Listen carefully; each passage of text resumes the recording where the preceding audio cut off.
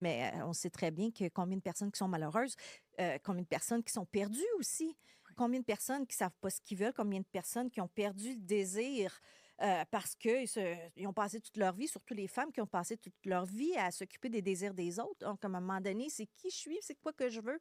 On ne le sait plus à un moment donné. Et c'est avec Bob Proctor que tu as trouvé un peu qui tu étais, Oui. puis qu'est-ce que tu voulais.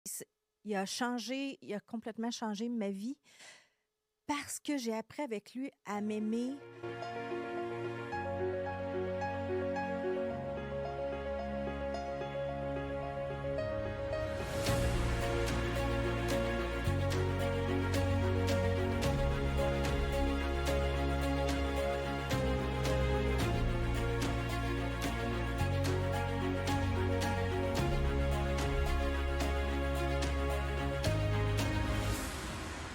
Bonjour, j'espère que tu vas bien. Je te souhaite la bienvenue au podcast Impacter le monde.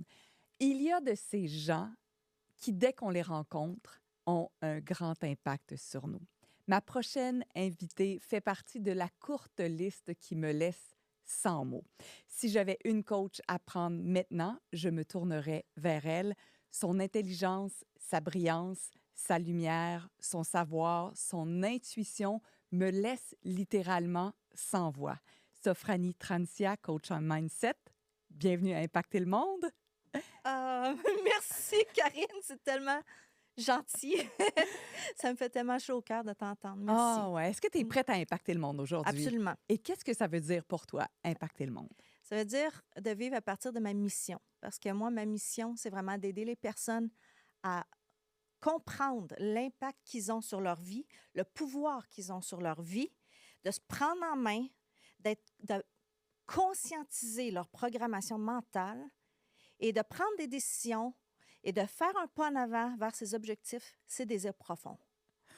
Voilà. Tu ne fais que parler, j'ai des frissons partout. On commence quand? Ça, c'est l'effet que tu me fais. Qu'est-ce qui t'a amené dans l'univers du coaching? Parce que ta feuille de route, elle est tellement impressionnante. Puis je trouve que ça fait tout un beau package avec qui tu es. Tu es une athlète, tu es une autre performante, tu as été dans le Cirque du Soleil, tu es une chanteuse, tu es multipotentielle, multi-qualité, multi-tout, là. Merci. Mais je dis toujours, j'ai eu 3 vies, en fait. Là. Ouais. La première, c'était vraiment dans la performance. Hein. J'ai été championne mondiale en taekwondo. Ensuite, je sentais que j'avais fait le tour un petit peu. Fait que j'ai pas fait les Olympiques. Hein. Je devais choisir entre faire les Olympiques ou aller à l'école de cirque. Donc, j'ai choisi d'aller à l'école de cirque. Donc, j'ai fait l'école de cirque pendant 3 ans. OK, attends, mais je te mets sur pause. Qu'est-ce qui fait en sorte que tu choisis de renoncer aux Olympiques, qui est quand même le summum pour un athlète qui a travaillé une bonne partie de sa vie pour s'entraîner, se rendre là, puis tu dis « Ah, non, finalement, c'est pas ça que je veux faire. » Bien, moi, je gagnais tout le temps. Donc, j'avais pas besoin de la médaille olympique. C'était pas important pour toi. Non, parce que je sentais que j'avais fait le tour, puis j'avais besoin de Wow! m'exprimer artistiquement avec mon corps, puis à ce moment-là, de découvrir la féminité que j'avais à l'intérieur de moi. Hein, on m'appelait la danseuse de ballet, d'ailleurs, dans les arts martiaux. Parce Ah ouais? Ben oui, je m'étais mis à faire du ballet classique en même temps que je faisais du taekwondo, puis j'étais très souple. Donc, parce que j'avais besoin d'exprimer mon côté féminin à travers mon corps à cette époque-là. Donc, j'étais jeune aussi. J'avais quoi? Je devais avoir 16 ans. C'est ça. Donc, Puis qu'est-ce qui t'avait amené au taekwondo? ça a commencé avec une fille qui voulait me bûcher OK. au secondaire.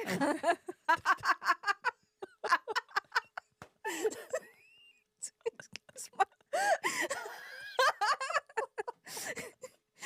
Je trouve que c'est une bonne raison. Excuse-moi. C'est vraiment le terme en plus. On parle des années 80. Et j'imagine qu'elle n'a pas eu la chance de le faire.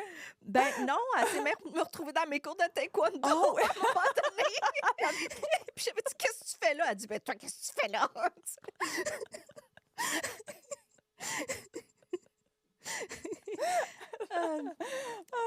C'est ça. Donc, OK, attends, on va reprendre. On va reprendre la fille qui voulait bûcher. J'aime trop ça. Aïe, aïe, aïe. Donc, il y a une fille qui veut te bûcher et tu décides d'apprendre à te défendre. Excuse-moi. Oui. J'ai dit, bon, ben, je pense qu'il va falloir que j'apprenne à me défendre parce que ça va pas aller. C'était au secondaire 1 en plus. Je devais avoir 13, 14 ans. Moi, j'avais 13, ouais, 13 ou 14, je sais plus. Mais c'est ça. Puis ça donnait que ma tante sortait avec un maître en taekwondo qui s'appelait André Blake. Euh, qui enseignait au Centre Immaculée Conception, ça OK. s'appelait à l'époque. Oui. Donc, il m'a pris sous son aile. Donc, j'ai eu des cours privés pendant 1 an avec lui. Donc, je suis tombée en amour avec ça. Puis surtout, moi, j'ai pas eu de père. J'ai été élevée toute seule avec ma mère. Donc, ça a été comme un substitut de père pour moi. Donc, j'ai fait ça pendant 1 an ou 2. Après ça, il m'a intégrée au groupe. J'ai commencé à faire de la compétition. Puis tout de suite, je me suis mis à gagner. Donc, Wow. à 15 ans, j'ai commencé à enseigner le taekwondo aux adultes, aux enfants. Puis, je faisais de la compétition internationale. Et là, tu arrives à ce moment où tu dois choisir entre les Olympiques, puis il y a Ouais. une vibration qui t'appelle ailleurs, puis tu te casses pas la tête, tu y vas. Oui, bien, j'étais allée au Cirque du Soleil, j'avais vu Allégria avec ma mère, puis j'étais partie à pleurer. J'étais tellement touchée. Faut dire, j'avais fait du taekwondo avant, pas du taekwondo, du cirque avant de faire du taekwondo. Parce que je faisais de la gymnastique quand j'étais tout petite. Puis bon, une personne qui était venue dans les cours de gymnastique avait dit, viens faire du cirque, c'est plus le fun. C'était, je me rappelle plus de son nom, en tout cas, ça fait trop longtemps. Mais j'avais déjà touché au cirque, puis j'étais en amour avec le cirque. Là. J'étais déjà une petite fille très passionnée. Même quand j'étais malade, là, un moment donné, j'étais malade, je savais même. Je pouvais pas manquer les cours, là, puis j'étais tombée sans connaissance dans l'autobus, puis il a fallu qu'on me ramasse en plein hiver, puis en tout cas, Mais parce que c'était j'étais trop tellement passionnée. important. Oui, Oui. c'était Ah oui, passionné. mais j'étais une passionnée complètement. Ouais. Puis là, tu arrives au Cirque du Soleil, puis ça a été quoi ta discipline? Le tissu aérien. Donc, c'est l'École nationale de cirque que j'ai faite OK. pendant 3 ans. Oui. Et c'est ça, j'ai fait le tissu aérien, puis tout de suite, j'ai travaillé dans les cabarets, en fait. Ben, je travaillais au Cirque Éloise pour commencer, puis après ça, j'ai été appelée très rapidement dans les cabarets en Allemagne. C'est là que je voulais travailler, donc je suis partie avec mes 2 valises puis 400 pièces des poches. Et tu as fait une carrière Ouais, dans les cabarets, ouais. comme chanteuse aussi. Oui, je suis devenue éventuellement chanteuse. J'avais un talent que j'avais découvert à l'école de cirque à l'époque. Puis j'ai commencé à prendre des cours toutes les semaines quand j'étais en Allemagne. J'ai trouvé une super prof de jazz. Fait que j'ai commencé à devenir chanteuse. Donc, c'est ça.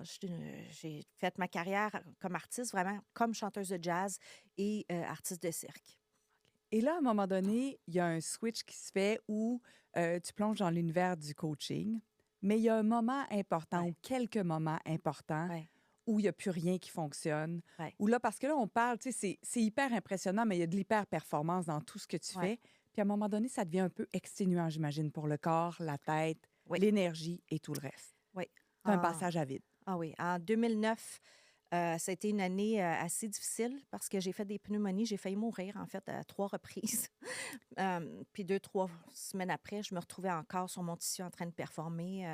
Je n'étais pas capable d'arrêter. Mon docteur me disait, il faut que tu arrêtes. Puis je n'étais pas capable d'arrêter. J'avais acheté une maison à Montréal. Je me sentais responsable de ma maison. Puis, euh, donc, ce qui est arrivé, c'est tout simplement que mon corps il a collapsé. Là. J'étais en train de chanter, puis je me suis évanouie, puis je me suis retrouvée backstage en train de shaker partout, puis on m'a transportée à l'hôpital. Puis j'étais à l'hôpital pendant 2 semaines, puis après ça, j'étais pendant 1 an alité sans pouvoir marcher. Puis j'ai perdu totalement l'usage de ma voix aussi. Je pouvais pas parler. J'ai été à un burn-out le plus bas que tu peux être, c'est ça. Mm. Et comment tu as fait pendant 1 an Ben, pour te remettre et mm, t'occuper de toi, mm. pour rebâtir ceci, peut-être en écartant un peu l'hyper-performance? Ben, c'est que à ce moment-là, tu sais, tu es tout seul avec tes pensées, hein. Donc, la première chose qui m'est venue, c'est enfin, je peux me reposer. C'était la première fois de ma vie que je sentais que j'avais le droit de me reposer. Donc, ça, en même temps, j'avais un peu de. Ben, j'avais le stress de comment je vais faire avec ma maison. Mais bon, j'avais 80 de mon salaire. En Allemagne, quand même, les assurances sont super, là. J'avais 80 de mon salaire pendant 1 an. Donc, mais c'est ça, je savais pas que j'allais faire de ma vie. Il y avait le Cirque du Soleil, j'étais dépisteur pour le Cirque du Soleil, j'étais dépisteur sur le marché européen à l'époque, puis ils voulaient m'avoir dans les bureaux à Montréal. Puis moi, j'étais trop malade pour, Pour tu sais, travailler, ben non, pour c'est ça, je effectuer pouvais une pas, je tâche. pouvais pas. Mais je l'avais pas dit au Cirque du Soleil à l'époque. Donc, en tout cas, ils ont dû trouver ça, ils ont dû trouver bizarre. Mais en tout cas, Mais bon, c'est ça, ben, qu'est-ce qui est arrivé, c'est qu'au bout de 8 mois à peu près, je commençais à pouvoir, mettons, me lever, puis me faire, à manger, puis là, retourner me coucher. Après ça, j'allais prendre un café, je lisais un livre, je retournais me coucher. Puis il y avait le festival Fantasia, je passais mes journées à regarder le cinéma, puis après ça, j'allais me coucher. Donc ça a été, tu sais, peu à peu. À un moment donné, j'ai été capable de m'inscrire dans un centre de sport. J'allais faire mon cours de yoga, j'étais couchée pendant 2 semaines après. Mais j'y allais pareil faire mon cours, je donnais tout ce que j'avais pour faire mon cours de yoga pour aller me reposer après. Fait que je me poussais, puis après ça, je me reposais. Je me poussais, je me reposais. Puis petit, par petit comme ça, j'ai réussi à revenir, bon, tranquillement avec les années, là, à remonter la pente. Mais je dirais que pendant le temps que j'étais alitée, là, parce que tu es toute seule avec tes pensées, hein, Ouais. puis j'ai décidé à ce moment-là que je ne retournerais plus jamais sur scène. Ça a été là. Ça a été là que ça s'est fait. J'ai dit, je voulais plus monter dans mon tissu, je voulais plus faire du cirque, je voulais plus retourner sur scène ni comme chanteuse, ni comme artiste de cirque. J'en avais soupé. Puis est-ce que tu avais soupé du cirque, des arts, de la créativité ou c'était plus l'hyper-performance Hum. que tu n'en pouvais plus? Ce que j'en pouvais plus, en fait, il y a beaucoup de choses, mais surtout le harcèlement que je vivais au cabaret. Là, j'en ai jamais parlé de ça. Euh, Mon nom, c'était Tits. C'était pas Sophranie, c'était Tits. OK? Les gars, il y avait beaucoup de coke, d'alcool, parce que l'alcool était gratuit. Donc, c'était très lourd. J'ai un collègue qui était proche qui s'est suicidé. J'ai eu un chum qui est mort d'une crise cardiaque à 45 ans. Tout ça est arrivé, puis j'avais 3 jobs en même temps. J'étais artiste de cirque à temps plein, j'étais dépisteur pour le Cirque du Soleil, puis je faisais de la mise en scène aussi en même temps. Donc, je travaillais tellement, puis j'étais pas capable d'arrêter, puis j'étais toujours insécure. Parce que, tu sais, les hyper performantes, Ouais. oh. Ouais. Merci de me pointer. Ben, Ouais. on a peur de manquer le bateau. Ouais. Il ne faut surtout pas manquer les opportunités. Ouais. Donc, on n'est pas capable de dire non à rien. Donc, on en prend, puis là, on est épuisé, mais on Ouais. continue parce qu'on se sent responsable, parce qu'on est des personnes passionnées, mais responsables. Ouais. Donc, il faut performer dans tout, il faut être bonne dans tout, il faut rendre des comptes à tout le monde, Même quand les milieux ne sont pas sains. même quand les milieux sont pas sains. Puis la passion, elle n'est pas loin de l'addiction aussi. Oui. Comment on fait pour tracer la ligne entre l'addiction puis la passion? La passion, c'est quand ça te fait plaisir, que tu en manges, que tu aimes ça, puis ça te fait du bien. Ça, c'est de la passion. L'addiction, c'est quand tu te sens obligé, que tu as une constriction, puis tu y vas quand même, que tu vas contre toi. Quand tu as une passion, si tu es fatigué, tu vas te reposer. Parce que je suis fatiguée, là, je vais prendre un petit break, puis on va recommencer à s'amuser après.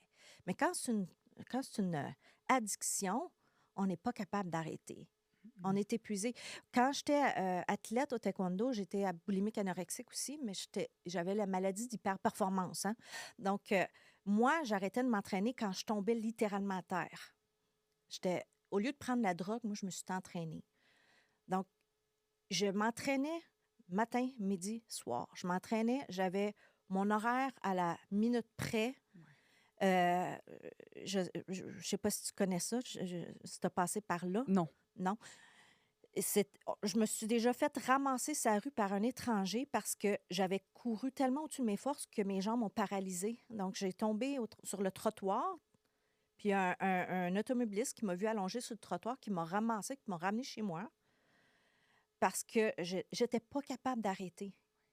J'étais incapable et je me blessais constamment. Mais est-ce que c'est le propre des athlètes de haut niveau ou le propre des athlètes olympiques? Parce qu'on a aussi une connaissance en commun, Fred et moi, qui s'entraînait en vélo jusqu'à ce qu'il saignait du nez.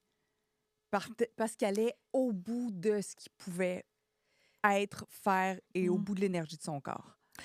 Je pense que les athlètes, puis je ne parle pas de tous les athlètes, Non, non, non. mais il y a plusieurs athlètes, je pense que c'est comme une soupape, l'entraînement, à des choses intérieures. Tu sais, c'est un mal de vivre, puis l'entraînement nous aide à, à trouver un purpose dans notre vie, un but à Ouais. quoi s'accrocher Ouais. pour vivre. Donc, je pense qu'il y a de ça Ouais. pour plusieurs athlètes et plusieurs artistes aussi. Et tu sais, tu me parlais de ce moment pendant cette année-là où tu es avec tes pensées, où tu te dis, bon, OK, là, ça, je ne peux plus, je retourne pas sur Ouais, scène, le milieu sain, ouais, le milieu qui est malsain, je veux le relâcher. ouais. Quand est-ce que tu découvres le milieu du coaching, puis tu te C'est dis, ça. là, ça y est. C'est quand je suis revenue à Montréal. Parce que quand je suis revenue à Montréal, c'est le Cirque du Soleil qui voulait m'avoir dans les bureaux. Oui, Donc, ils m'ont accepté au bureau, m'envoient le contrat et 2 semaines après, mon contrat est aboli parce qu'ils ont fait toutes les mises à pied en 2010. Là. Donc, je faisais partie de la gang que j'aimais finalement travailler dans les bureaux. aïe, aïe. Oui, Mais c'était un cadeau en même temps. c'était un cadeau parce que je me connais maintenant que j'aurais quitté mes fonctions parce que je me suis rendu compte que je n'étais pas capable d'avoir un bas sur la tête. Ouais. J'ai trop une tête de cochon, puis j'ai trop besoin d'être en charge de ma business, de ce que je fais. J'adore collaborer, mais avoir quelqu'un sur ma tête, je ne suis pas capable. Ouais. Donc, j'ai appris ça plus tard dans un autre. En fait, j'ai eu 2 burn-out. OK. C'est ça. C'est ça. En tout cas, quand je suis arrivée à Montréal, en fait, je suis retombée malade. En fait, je ne m'étais pas vraiment remise. Hein. Fait que ce que j'ai fait, en fait, quand j'ai vu que ça ne marchait pas au Cirque du Soleil, j'ai travaillé pour une autre entreprise artistique où est-ce que j'ai quitté au bout de 10 mois parce que je me suis fait écraser à cause de la misogynie. Je vais taire le nom, mais j'ai quitté avant de tomber encore malade. Puis à ce moment-là, j'ai commencé à essayer d'avoir un bébé. Puis je suis allée à l'université, j'ai fait une maîtrise en gestion des arts et j'ai perdu 6 bébés, j'ai fait 6 fausses couches. Et j'étais un peu découragée. Puis là, je savais tellement pas quoi faire de ma vie que j'ai recommencé à dire, ben je peux faire un one-woman show. Fait Tu que là, étais encore dans la performance, même si tu voulais oui, renoncer à la scène, parce oui, que c'est ça, tu j'avais pas compris n'avais pas encore. encore compris. C'est ça. Fait que je me suis mis à faire du théâtre 3 fois par semaine, des cours de danse 2 fois par semaine, à faire à faire ma certification pour devenir coach, parce que j'avais commencé à étudier le programme de Bob Proctor, mais comme cliente. OK? Et c'est là que je suis rentrée, il y a une personne qui m'a une mère d'un artiste de cirque, OK, qui m'a dit: «Ben pourquoi tu embarques pas dans ce programme-là?» En même temps que je faisais tout ça, là, tu sais? Ouais. Donc j'ai rentré dans ce programme-là, je suis tombée en amour raide avec ce programme-là. J'ai senti parce que j'ai fait beaucoup de thérapie dans ma vie parce que j'étais une dépressive toute ma vie, en fait, là, Comme 350 millions de personnes, tu me disais. oui! Oui, On est nombreuses ben, puis ça, c'est juste ceux qui sont, tu sais, qui qui ont l'ont dit. qui ont dit, c'est ça, qui ont été diagnostiqués. Ouais. Mais on sait très bien que combien de personnes qui sont malheureuses, combien de personnes qui sont perdues aussi, combien de personnes qui ne savent pas ce qu'ils veulent, combien de personnes qui ont perdu le désir parce qu'ils ont passé toute leur vie, surtout les femmes qui ont passé toute leur vie à s'occuper des désirs des autres. Donc, à un moment donné, c'est qui je suis, c'est quoi que je veux. On ne le sait plus à un moment donné. Et c'est avec Bob Proctor que tu as trouvé un peu qui Oui, tu étais, oui. puis qu'est-ce que tu voulais. Ah oui, ah oui. Puis il y a eu un impact incroyable sur toi parce que tu as Oui. eu la grande chance ou le grand privilège ou peu importe de travailler avec lui Oui, oui. personnellement. Ah oui, j'ai eu la chance, j'ai travaillé avec lui, avec ses bras droits aussi. J'ai eu vraiment la chance inouïe de rencontrer cet homme-là avant qu'il meure. En fait, ça a été des dernières années, 3 ans avant qu'il meure, que j'ai vraiment rencontré Bob Proctor. Puis il a complètement changé ma vie parce que j'ai appris avec lui à m'aimer, à vivre à partir d'une mission, à lâcher prise sur une partie de ma vie que j'avais plus besoin, puis de me concentrer qu'est-ce que je voulais à partir de maintenant. OK, oui, ça fait 25 ans que je suis dans les arts. Oui, j'ai fait du taekwondo, du cirque. Oui, j'ai fait tout ça. Mais maintenant, qu'est-ce que je veux vivre? Je ne m'étais jamais posé cette question-là. Qu'est-ce que je veux vivre? Ah oui, qu'est-ce que je veux faire? Mais qu'est-ce que je veux vivre? Qui je veux être? Tu sais? Puis, à partir de ça, j'ai commencé à me poser la question, ben peut-être que je pourrais me donner la chance de faire juste une chose. Puis peut-être que je pourrais être coach. Puis peut-être que je pourrais avoir un impact sur le monde en avec ce que j'avais à l'intérieur de moi que je ne pouvais pas externaliser quand j'étais artiste de cirque, c'est-à-dire tout l'amour que j'ai à l'intérieur de moi, tout je suis sûre que c'est mon super pouvoir, c'est l'amour que j'ai en dedans pour les humains. Et j'ai toujours eu ça, puis je ne savais pas quoi faire avec ça. Et là, il a ouvert la porte à ça. Puis je me suis donné la chance pendant 1 an. Je dis, OK, essaye d'être coach juste pendant 1 an pour voir. Parce que c'est tellement dur quand tu fais 25 ans dans les arts de dire, hey, je vais faire d'autres choses. Transition de carrière pour les artistes, c'est excessivement difficile. Puis là, je me suis donné la chance. Je dis, OK, juste 1 an. Puis ça ne marche pas 1 an. Après ça, je retourne dans les arts, je vais retourner au théâtre parce que je tombe en amour avec le théâtre. Mais là, Et tu voulais une chose. une chose. Et j'ai fait ça, puis ça a été fini. Je tombe en amour raide avec cet univers-là, ce travail-là, ce programme-là, ce matériel-là et Bob Proctor. Qu'est-ce que tu as retenu ou qu'est-ce que tu as été en mesure de mettre en place le plus rapidement avec lui? Ma confiance en moi. Ah ouais? Ma confiance en moi. J'ai retrouvé j'ai construit une nouvelle confiance en moi qui était vraiment interne. Avant, j'avais une confiance en moi parce que j'avais du succès. Mais ce n'est pas de la vraie confiance en soi. Quand on a du succès, oui, ça aide, mais ce n'est pas la vraie confiance en soi. Parce qu'aussitôt qu'on arrête, comme pendant la COVID, on ne sait plus qui on est parce qu'il n'y a plus personne qui nous applaudit. Donc, la confiance en soi, c'est que tu t'aimes et tu es fier de toi, même si tu n'as pas les résultats extérieurs nécessairement. OK? Donc, ça, c'était la première chose parce que c'était le début. Le tout début, c'était pendant ma certification. Donc, c'est ça. Ça a été la première chose. Et tu sais quoi? Tu me rappelles, moi aussi, je suis dans l'hyper-performance. C'est Ouais. au niveau académique, sportif, capitaine d'équipe et tout le reste, l'école, la télé. Et moi, ce moment-là où j'ai commencé à construire cette confiance-là, c'est quand j'ai eu mon premier enfant. Où là, il n'y a plus personne dans la maison quand tu as les seins pleins de lait, puis il n'y a personne qui dit que tu es belle, il n'y a personne qui dit que tu es donc en avance sur ton temps, tu es donc jeune pour être rendu là. Là, il n'y a rien, il y a le bébé qui pleure, puis il y a les armoires qui te regardent, puis il y a le lave-vaisselle qui déborde. Ça a été un moment où j'ai trouvé ça tellement difficile de ne plus voir mon succès à travers les yeux des autres. Exactement. Exactement. Avec là, tu te ramasses un peu tout nu. Oui, complètement. C'est ça. Donc, il faut que tu reconstruises petit à petit ta confiance en toi, puis que tu saches, toi, vraiment, vraiment profondément à quel point tu es extraordinaire, à quel point tu es belle, à quel point tu es merveilleuse, puis que tu es capable d'accomplir quelque chose d'extraordinaire pour avoir un impact extraordinaire sur ta vie, tu sais. Mais il y a bien des gens qui nous écoutent en ce moment, Sophranie, qui doivent dire « mais c'est ben trop tard et c'est impossible pour moi. Absolument pas. J'ai pas la Absolument. beauté, j'ai pas l'argent, j'ai pas l'impact, j'ai pas le reach. Comment je peux faire ça? » Oh mon Dieu. C'est pas l'argent qui fait le bonheur, Non. de un. Hein? Il y a des personnes qui sont multimillionnaires qui sont absolument malheureux. Ouais. C'est comment qu'on fait? Bien, la première chose, c'est qu'il faut apprendre à s'aimer. Il faut apprendre aussi, il faut conscientiser notre programme mental. Il faut conscientiser ce qui se passe dans notre subconscient parce que le programme mental, il est situé dans le subconscient. Et tu vois, il y a une étude sur la plasticité du cerveau humain qui on a découvert que nous, les humains, on est conscients seulement de 2 à 6 du temps. C'est épouvantable, ça. OK? Oui.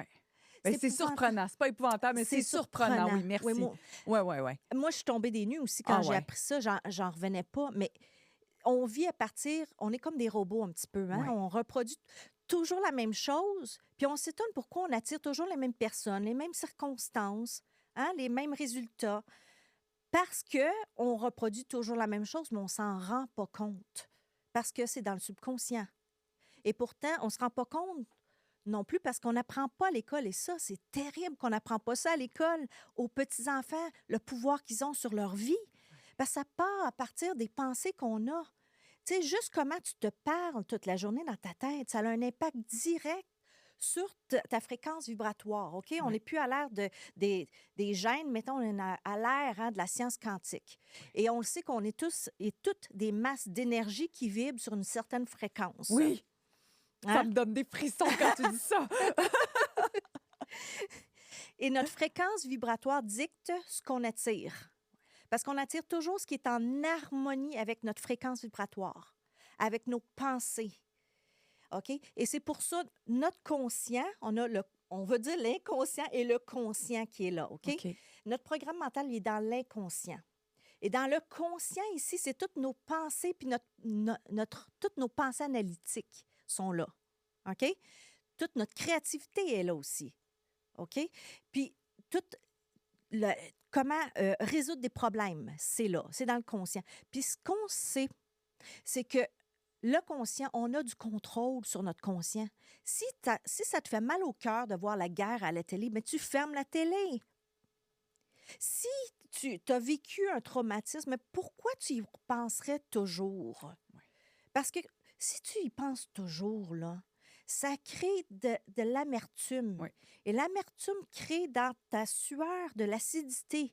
Et oui, et OK, il y a des émotions qui ont été calculées dans la sueur des personnes. Ah On ouais? on a mesuré toute la gamme d'émotions sur l'impact qu'il a sur la sueur qu'on a, nous autres. Et on peut le mesurer. Et on peut le mesurer. Et la colère internalisée, là, l'amertume, là, ça, c'est là où est-ce qu'on a mesuré le plus haut degré d'acidité. Donc, si on a de l'amertume envers une personne de notre passé, qu'on a de la colère internalisée par rapport à quelque chose qui nous est arrivé dans le passé, ça nous empoisonne tranquillement. On s'empoisonne nous-mêmes. Donc, c'est pour ça qu'il faut absolument, absolument apprendre à avoir du contrôle sur nos pensées. C'est un super pouvoir qu'on a, nous, les humains, la pensée. OK, mais là, dis-moi, comment on fait? Est-ce qu'on peut avoir un petit exercice rapido presto? Oui. Parce que là, je veux bien contrôler mes pensées, mais quand elle vient, puis là, je vais me dire, oh mon Dieu, c'est vrai, il ne faut pas que j'y pense. Oh non, il ne faut pas que j'y pense parce que je suis en train de devenir acide, je suis en train de m'empoisonner, puis là, je vais me créer encore plus de stress. S'il te plaît, Sophranie, donne-moi quelques OK. cues. Qu'est-ce qu'on peut faire? OK. On peut écrire une affirmation. OK? Moi, j'ai eu une affirmation pendant des années, en fait, mais c'était en anglais, mais je suis qui je suis et c'est suffisant. OK. Je suis qui je suis et c'est suffisant. Je suis forte. OK? Je suis puissante. Il n'y a pas de limite à ce que je suis capable d'accomplir. OK? Tu te fais une affirmation de ce type-là et à chaque fois que tu as une pensée négative, il faut être conscient de ce qui se passe dans tes pensées. Et à ce moment-là, tu sors ton affirmation et tu peux même toucher ton cœur. Puis de sentir à quel point tu es une personne extraordinaire. Je suis une personne absolument extraordinaire. Je suis une personne, j'ai pas de limite à ce que je suis capable d'accomplir. Je suis qui je suis et c'est suffisant. OK? Et ça, à force de répéter et répéter et répéter, ça va rentrer dans notre subconscient. Puis je te garantis, quand j'avais 6 ans, j'avais dit à maman, je sais pourquoi les gens sont fous, c'est parce qu'ils n'arrêtent pas de penser. OK? Et toute ma vie, j'ai eu ce hamster-là, hein? Puis je suis sûre que tout le monde en a ça. Oui. Et c'est possible de l'arrêter. C'est possible de l'arrêter, mais je ne l'ai plus. Tu l'as plus? Non, je ne l'ai plus. Zéro? Je l'ai seulement si je me sens insécure, par exemple, genre mes règles, ou Ouais. Un niveau hormonal ou un choc ben peut-être? oui, Ou, tu sais, ouais, quelque chose qui arrive. Ouais. Là, ça peut arriver, puis là, OK. je me reprends tout de suite, tout de Ouais. suite, tout de suite. Oui. En fait, c'est OK? pas tant. Puis c'est important à noter, tu sais, je te dis, ah oui, jamais ça arrive, jamais. C'est comme, Non, c'est non. conforte-moi que ça t'arrive encore, mais c'est pas que ça nous arrive ou pas. C'est la vitesse à laquelle on se rattrape, C'est l'enjeu. ça. C'est ça. Je pense que c'est ça le C'est cadeau. conscientiser C'est nos conscientiser. pensées. C'est pas que ça nous arrive, c'est pas Non, grave. ça arrive. Tu peux être en colère, c'est correct, c'est une expérience C'est terrestre. ça. Mais relâcher, ça peut Oui. prendre probablement quoi? 5 Oui. secondes, 1 minute, 2 minutes, ça. Voyons, qu'est-ce qui se passe? Relâche. Quelques secondes. Oh oui, c'est ça, quelques Mais- secondes. Je me réveillais avec ça le matin. Puis des fois, je me réveillais la nuit avec ça. Hey, j'aurais dû dire ça faisait 15 ans. Tu sais, j'aurais dû réagir comme ça faisait 20 ans. Ouais. Ça n'a pas de bon sens, ça. Ouais. Ça n'a pas d'allure. C'est même pas logique quand Non. tu y penses. Est-ce que j'ai raison? Il faut se poser la question. Est-ce que j'ai raison? Est-ce que j'ai raison de penser que c'est vrai ce que je suis en train de penser? Exact. Hein? Ça, c'est Non. une de mes phrases préférées. Bon. Est-ce que c'est vrai? Oui, Est-ce que je peux savoir hors de tout doute raisonnable ben c'est ça. ou de façon absolue que c'est vrai? C'est ça. Mettons, j'ai pas réussi à la hauteur ou j'ai pas réussi assez ou je devrais être encore plus avancée dans X affaires. Comme, est-ce que c'est vrai? Mais c'est ça. Est-ce que c'est vrai de façon absolue? Non. C'est ça. Je peux pas le savoir. C'est ça. Puis après ça, c'est bon de faire une affirmation aussi parce OK. qu'on veut remplacer Ouais. la pensée par une autre. On veut remplacer un paradigme par un autre paradigme. OK? Parce que si on fait juste un effort de « Hey, va-t'en, j'ai plus besoin de toi », mais qu'est-ce qui reste? Il n'y Il a reste rien. ouais, il y a un Il espace y a un espace, il où faut il que tu va le remplaces. OK, parce que sinon, il va y avoir une autre pensée qui risque Ça va d'arriver. revenir. Oui, une autre, Ouais. puis ça va équivaloir à l'autre. OK. OK? Parce que comment on est conditionné? On est conditionné toujours à aller vers le négatif, à toujours voir le manque, à toujours voir qu'est-ce qu'on fait de pas correct, comment est-ce qu'on n'est pas assez bon. On est toujours porté à faire ça. Et pourtant, on pourrait faire l'inverse. Mais est-ce que tu penses que c'est naturel? C'est la société? C'est la façon dont on est éduqué? Qu'est-ce que tu en penses par rapport au fait d'être attiré nécessairement vers le négatif? C'est l'éducation. C'est l'éducation. Oui, c'est notre programme mental, hein? On a C'est le été robot, programmé. là, ce que tu me C'est le disais, là. robot. On Ouais. a été programmé à l'enfance, hein, par nos parents, après ça, par la société, la culture dans laquelle on baigne, les médias, tous les traumatismes qu'on a vécus aussi, les traumatismes de nos parents. Tout ça fait notre programme mental. Et donc, on a un pouvoir sur notre subconscient aussi. Tu sais, il faut savoir comment qu'on peut changer notre subconscient, comment est-ce qu'on peut changer nos résultats en changeant notre programme mental. Parce que ce qui se passe, nos résultats dans notre vie sont un miroir de ce qui se passe à l'intérieur de nous. Alors, il faut changer le subconscient et ça se fait. On peut changer notre programme mental un paradigme à la fois. Oui, un Un paradigme à la fois. paradigme à la fois. Un. Puis Exact. tu me disais, quand on a fait la pré-entrevue, où ça peut être une toute petite chose à changer. Absolument. Tu peux me donner un exemple? Ben oui, je peux donner un exemple que je suis en train de faire là. Moi, je suis Oui. une addict au sucre. OK. Et là, j'ai fait un challenge. Puis là, je me dis, OK, je mange pas de dessert pendant 30 jours. Mais là, je me dis pas, je mange plus de pain, je mange plus de patates, je mange plus ci, je mange plus... Non, je mange plus de dessert. Juste dessert pendant 30 jours. Et là, tu vois, je me suis permis de manger un dessert. Fait que je reprends un autre 30 jours. Puis c'est correct. Parce que je vais me permettre à un moment donné de manger un dessert à tous les mois ou si je veux à toutes les semaines, mais ça ne sera plus à tous les jours puis à tous les repas. OK? Puis je suis en train de changer toute ma programmation mentale comme ça. Mais qu'est-ce que tu te dis, par exemple, quand ça te tente de manger le dessert? Là? Soit il y a de la crème glacée ou un super gâteau au chocolat ou peu importe, le tiramisu là, le plus extraordinaire. Comment tu joues avec cette OK, il est devant moi, ou ça sent bon, ou j'ai envie de le manger et je relâche.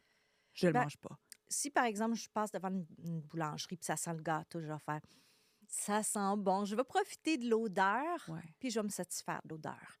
Puis je vais dire, hey, ça va être le fun.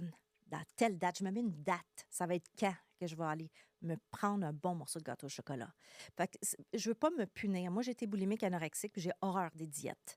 Puis les diètes, ça ne fonctionne pas. Tu perds 10 livres, Tu gagnes puis 10 tu la livres. regagnes tout de Ouais. suite. Ben oui, parce que c'est encore notre programmation mentale, c'est comme un thermostat. Hein? On Ouais. veut toujours revenir à ce qui est programmé en dedans. C'est pour ça que les diètes ne marchent pas.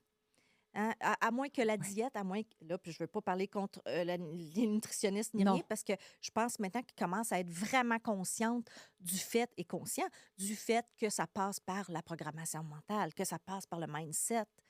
Il faut que tu changes ta programmation mentale. Il faut que dans ta tête, tu te vois un certain poids puis une certaine image, puis que tu prennes une décision. C'est vraiment la décision qui est importante. Puis c'est pas difficile de décider, mais il faut accepter de payer le prix pour ce qu'on veut. Est-ce que je le veux vraiment? Qu'est-ce qui est plus fort? Mon besoin de dessert ou ma santé? Qu'est-ce qui est le plus fort dans les deux? Tu as une décision d'un gros changement dans ta vie. Toujours. C'est une question de choix. C'est une question aussi de faire ce qu'il faut, d'être en action par rapport à ce qu'on veut. Puis, il faut arrêter de penser à ce moment-là parce que il faut faire. Oui. Puis on dit souvent, tu sais, oh, il faut être dans l'être, il faut arrêter de faire. Puis tu sais, on l'entend beaucoup. Mais attends, là. Attends une minute, là. Pour être encore plus, il y a des faire aussi, mais qui sont différents. C'est différent. C'est différent. Puis quand tu me parles, par exemple, d'arrêter les desserts, c'est juste, comme tu l'as si bien dit, ou par rapport aux diètes, c'est si je veux changer quelque chose dans ma vie ou si je veux changer ma façon de penser, je ne change pas tout en même temps. Non. Puis si tu es capable, tant mieux, mais tu peux faire deux choses. Deux choses? Tu peux faire jusqu'à deux choses. Comme là, moi, j'ai intégré l'entraînement aussi. OK. OK, puis je ne m'entraînais plus. Mais après avoir été saturé, on le comprend un peu. Oui, c'est ça. Puis c'est dur de se réentraîner. Quand tu es rendu, tu travailles, parce que moi, je passe mon temps à lire, à écrire, à parler. Donc, Mon physique, il a pu, tu sais, je m'en occupais plus là, les dernières années, sincèrement. Là. Puis là, ben, je recommence. Là. Ouais. Je recommence à m'occuper pour avoir un équilibre aussi dans ma vie, puis avoir de la santé. Puis je commence à faire du cholestérol. Bon, fait que c'est important de prendre soin de mon corps. Je me dis, si je fais pas attention à moi, comment je peux aider les autres à faire Ouais. attention à eux? Tu sais, donc, ça passe par moi, c'est clair. Là. Donc, je fais attention à moi, puis ça va super bien. Puis c'est tellement simple quand tu prends une décision. Hein, comment les pensées nous empêchent toujours de faire ce qu'on veut vraiment. Ah, on va le faire demain. Ah, c'est pas tellement grave. Ah, ben je le mérite bien. Ah, si, ah, ça. Mais tu as dit le mot important, décision. C'est On décision. dirait que même quand tu le dis, je le sens de la tête jusque dans mes tripes. Mhm. C'est pas une décision. C'est pas vraiment je vais décider ça. Non, non, c'est C'est- je décide. Je sais pas si tu Oui, comprends qu'est-ce que oh je veux oui, dire. oh oui, Ça descend, là. C'est oui, toutes les cellules sont en accord oui, avec ça. parce que tu es aligné avec ton objectif, avec ce que toi tu veux. Donc, c'est plus ton vieux programme mental. C'est comme une vieille de. Moi, je dis toujours que la programmation mentale, c'est comme une paire de vieilles pantoufles avec Oui. des clous, mais puis on est habitué, on rentre toujours dans les clous, puis c'est Ça pas fait mal grave. encore, c'est pas Pas grave. grave. Oui, Ouais, c'est ça. ouais. Je dis pas que tout le programme mental est négatif, Non. mais le programme mental destructif, là, que je parle. Ouais. Donc, c'est comme une vieille. On peut voir comme une vieille paire de pantoufles cloutées, tu sais. Tu as parlé de la statistique, moi, qui me renverse, à savoir qu'on est inconscient à 95 du Oui, temps ou oui, approximativement. oui. Avec ce que tu connais, avec toutes les études que tu as faites, neurosciences et tout le reste, selon toi, l'être humain en ce moment pourrait aller jusqu'à combien de pourcentage de conscience? Je pense que on peut. Je peux pas dire un Ouais. chiffre, mais ce que je dis, c'est que c'est pas. Il faut pas voir comme. C'est pas la OK. Être conscient, oui, on veut être de plus en plus conscient, OK? Mais l'inconscient va toujours être là. Mais l'inconscient, c'est magnifique. Il faut voir l'inconscient comme quelque chose de magnifique parce qu'on peut le transformer. Parce qu'imagine-toi donc que tu as appris comment tu lasses tes chaussures, là, Ouais. c'est dans ton subconscient. Tu n'as pas à y penser. Imagine que tu te serais conscient, ça te prendrait toujours un effort conscient pour tout faire. Subconscient puis inconscient, est-ce que c'est la même chose? Oui. OK. Oui. Donc, l'inconscient, c'est magnifique. C'est la première fois que j'entends ça, le mot magnifique avec inconscience. Oui. Oui. C'est magnifique, l'inconscient, parce que ça nous permet de faire des choses sans aucun effort. Est-ce que c'est un effort à t'acheter tes souliers? Non, Non, mais c'est ça. Est-ce que c'est un effort de donner des entrevues? Pas du tout. non. Parce que c'est placé dans ton inconscient, c'est acquis, c'est intégré dans ton subconscient. On veut que ça soit intégré dans notre subconscient, aller au gym 4 fois par semaine. On veut pas que ce soit un effort, puis que notre programme interne se batte toujours contre nous autres. Parce que, tu sais, le programme interne, là, c'est les paradigmes hein, qui sont dans notre programme interne. Ouais. Ici, tu vas aller au gym, hein? Tu vas aller au gym, puis là, ça te dit, ouais, mais tu peux y aller la semaine prochaine, hein? Tu peux raquer dans les cuisses. Ah, mais ça me tente d'y aller. Puis là, ben, t'attends. Puis lui, négocie. C'est un fin négociateur. Puis il va finir par manger ton idée, puis tu n'iras jamais au gym. Si tu laisses ton programme décider pour toi, Ouais. il faut que tu dises c'est quoi qui est important pour moi. C'est de s'aimer, de faire des gestes même inconfortables parce que c'est comme ça qu'on s'aime. Puis qu'à mesure qu'on prend des décisions, qu'on se discipline, qu'on discipline ses pensées, ses émotions et ses actions, ses comportements, c'est là qu'on développe la confiance en nous. Moi, je suis en train de me dire, la journée où tu commences à coacher quelqu'un, la personne, elle peut pas vraiment se défiler devant toi. Hein? Pas vraiment. Je les lâche pas. Ah non, puis j'aime tous mes clients. Oui. Ah oui, d'amour. Tu as des clients à l'international, Oui. tu en as partout. Quelle est la plus belle ou la plus grande transformation ou la plus surprenante pour toi que tu as vue chez les gens que tu accompagnes? Ah, j'ai une femme qui a 70 ans et quand je l'ai rencontrée il y a un peu plus d'1 an maintenant, euh, elle vivait avec un fils qu'elle a adopté de l'Ukraine qui a des gros problèmes hein, et qui la menaçait de sa vie. Donc, elle était enfermée dans sa chambre. Elle avait peur de sortir de sa chambre, OK? Et lui, il était toujours en train de rentrer partout où est-ce qu'il était, de la menacer. Et il jouait à un jeu avec elle. Et quand je l'ai rencontrée, son but, c'était d'enlever de la poussière chez elle. Puis il faut dire que cette femme-là, c'est une ancienne chanteuse d'opéra qui a arrêté de travailler, d'être chanteuse pour élever 2 enfants qu'elle a adoptés de l'Ukraine. Et maintenant, aujourd'hui, son fils il est en appartement. Elle a intégré sa maison et elle commence à chanter. Elle est en train de préparer son spectacle À à 70 ans. 70 ans. Mhm. Quelles ont été ces étapes? Tu sais, quand tu parlais de un petit pas à la fois ou une chose en particulier en premier, quel a été ce geste qu'elle a posé Mhm. encore et encore pour Mhm. déprogrammer son inconscient? OK. La première chose que j'ai faite avec elle, c'est de reconnecter avec ses désirs à elle, ses désirs profonds parce qu'elle ne savait pas ce qu'elle voulait. Quand tu dis je veux qu'il y ait moins de poussière dans ma maison, c'est pas un désir profond, hein? Non, C'est clair. c'est ça. Donc, de T'as oublié retrouver. ce que tu es, t'as Ah, oublié ce que t'aimes. Puis je était. suis convaincue qu'il y a plein de gens qui résonnent à ça. Ils Ah ont oui. oublié ce qu'ils Oui, aimaient. ben oui, il y en a beaucoup, beaucoup, beaucoup. Alors, ça a été la première chose de vraiment connecter avec ses désirs. On a fait du travail sur elle pour reconnecter avec ça. Donc, elle, c'était la voix. Donc, je l'ai obligée à reprendre des cours De de chant. chant. OK? C'était important qu'elle sorte de chez elle. Donc, alors recommencer à prendre des cours.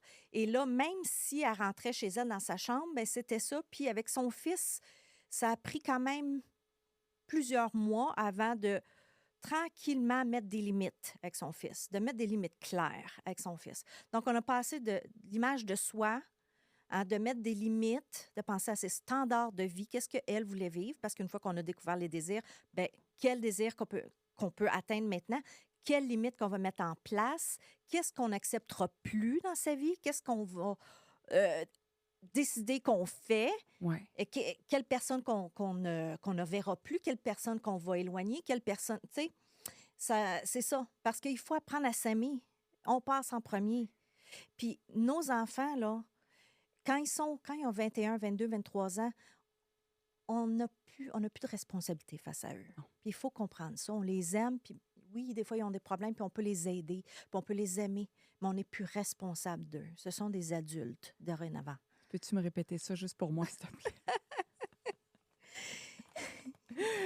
Je prends bien des notes en ce moment. Je le dis avec amour, hein, Oh parce que oui, je sais que c'est difficile, on les aime, nos je enfants. sais. Mm. Non, je faisais juste un clin d'œil, mais effectivement, tu sais, c'est bon de se le rappeler. Puis des fois, Fred et moi aussi, on fait juste se dire, hey, faut qu'on arrête, faut qu'on arrête, faut Ouais, qu'on arrête, parce que ouais. sinon, on va pas nulle part avec la façon dont on agit en ce moment. Mais non, parce qu'ils sont responsables d'eux-mêmes. Exactement. On les aime tant qu'on veut Ben leur oui. donner le meilleur de nous-mêmes, mais des fois, c'est pas nécessairement le meilleur de nous-mêmes Ouais. non plus. Hein? Absolument. Donc, cette femme-là a été en mesure de recommencer à chanter, Oui, de mettre des limites avec son Oui. fils. Oui. De, oui. et à ce que son fils quitte la maison. Il est dans a un quitté. appartement. Il a quitté. Donc, La relation est meilleure. elle commence à être meilleure. Là, on Ouais. travaille sur la relation en ce moment. Oui, Extra. Ouais. Et elle a 70 ans. elle a 70 ans. Juste de bien se souvenir que quand vous osez dire, ouais, mais il est ben trop tard, trop vieille, Il y a pas- impossible. Il y a pas, tant qu'on est vivant, on peut évoluer. Tant qu'on est vivant, on peut atteindre quelque chose. On a envoyé un homme sur la Lune avec un ordinateur dont la puissance n'était pas plus grande qu'un cellulaire. Donc, est-ce que tu le veux vraiment? Est-ce que tu es prêt à payer le prix pour y arriver? C'est les 2 questions qu'il faut se poser. Ouais, puis payer le prix, là, des fois, ça peut avoir une connotation comme ouh, Négative. ouais, mais c'est pas ça. Non, C'est est-ce que je suis prête à m'aimer à ce point pour m'autoriser à faire cette exactement. transformation-là? Est-ce que tu es prête à te responsabiliser? Est-ce que tu es prête à reconnaître qui tu es? À voir tes faiblesses et tes forces? Est-ce que tu es capable, est-ce que tu es prêt à contrôler tes pensées, à faire cet effort-là de changer tes pensées? Est-ce que tu es prêt à faire un move inconfortable tous les jours? Est-ce que tu es capable de faire ce que tu veux faire, mais tu le fais vraiment bien, tu prends ton temps pour le faire bien? Est-ce que, bon, tout ça, là. Puis avec ça, c'est l'amour, c'est la bienveillance pour Oui. moi. Est-ce que je m'aime assez pour faire ceci Oui, pour moi? oui. Ouais. Et Sophranie, je m'en voudrais de dire qu'il y a d'oublier de. Non. Sophranie, je m'en voudrais de ne pas dire qu'il y a un livre qui s'en vient aussi éventuellement. Il n'y a pas de date au moment où on enregistre ce podcast, mais tu es en train d'écrire justement pour avoir un impact encore plus grand. Absolument. Donc, c'est un livre qui s'appelle Le pouvoir de l'action, justement. On est dedans pas à peu près. Oui, et pas le pouvoir de la performance, le pouvoir de l'action. C'est deux choses différentes parce que c'est une action de contrôler ses pensées. Donc, c'est vraiment un livre assez dense qui va porter sur 3 volets, 3 challenges de 30 jours. Puis c'est un programme, littéralement un programme pour changer des choses parce que ça va être 90 jours de travail sur soi. Oui. Donc, j'ai vraiment hâte, je suis vraiment excitée. J'ai hâte de voir aussi Ouais. la naissance de ce livre-là. Donc, vous comprenez que si vous avez envie de travailler avec Sophranie, il faut être prête à mettre l'action, l'effort, l'amour, l'engagement, parce que moi, je l'ai devant moi et je me sens transpercée, traversée par ce regard. Et on sait très bien qu'avec toi, on ne peut pas se défiler. Mais je perçois qu'avec toi, c'est synonyme de grands changements quantiques, ma foi. Oui, C'est l'impact que tu as chez tes clients. Ça se peut, hein? absolument. Ah oui, merci Absolument. de le reconnaître parce que moi, je le perçois aussi.